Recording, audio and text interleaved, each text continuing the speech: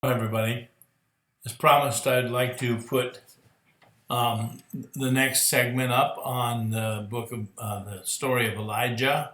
We are already into the life of Elisha. This is part 19, and it's called Great Wrath on Israel. Elijah, part 19.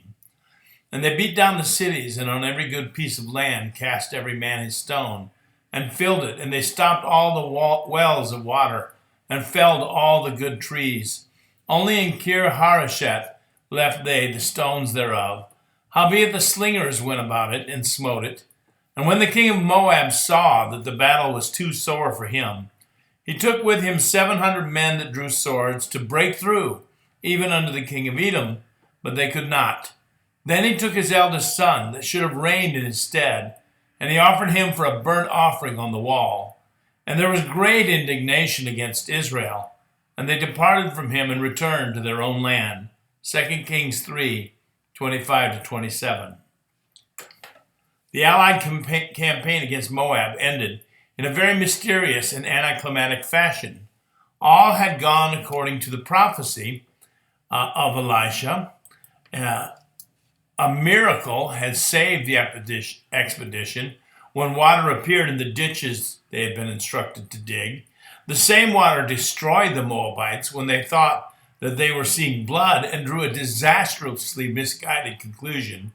And the Moabites were routed and hounded until a small remnant of their soldiers were trapped in a city called Kir Hareseth. Mesha, the Moabite king, in desperation, did something completely unexpected and appalling. He erected an altar on the city wall and offered his eldest son as a whole burnt offering.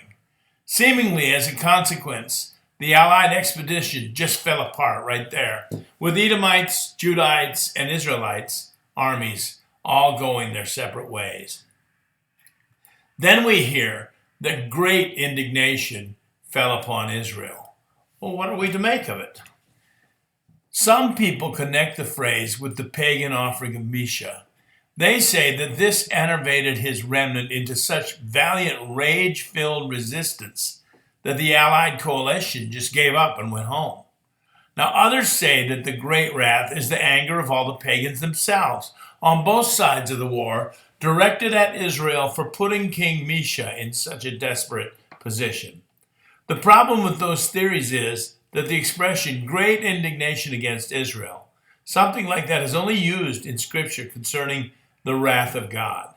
This is the wrath of the God of Israel against Israel. Why?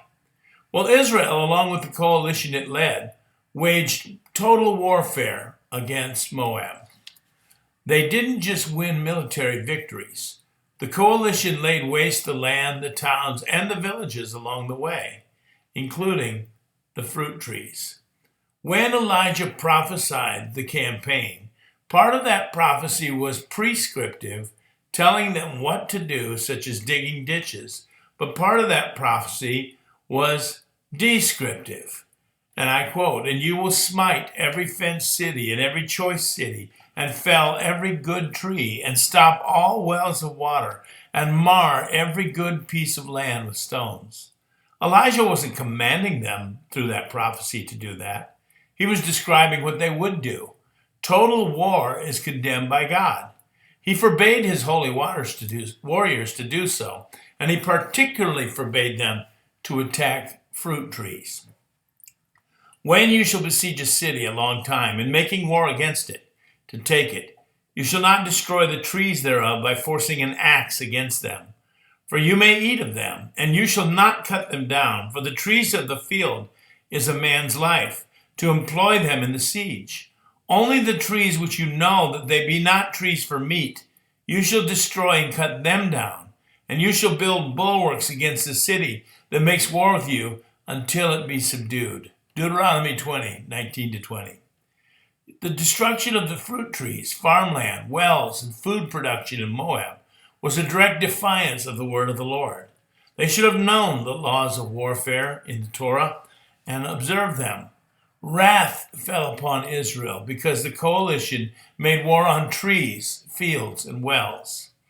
An interesting side note, archaeologists found a black engraved stone called the Moabite Stone, which was commissioned by this very king, Mesha, and which mentions Omri and his son Ahab, and proclaims a Moabite victory over Israel, thus giving startling confirmation to the Bible.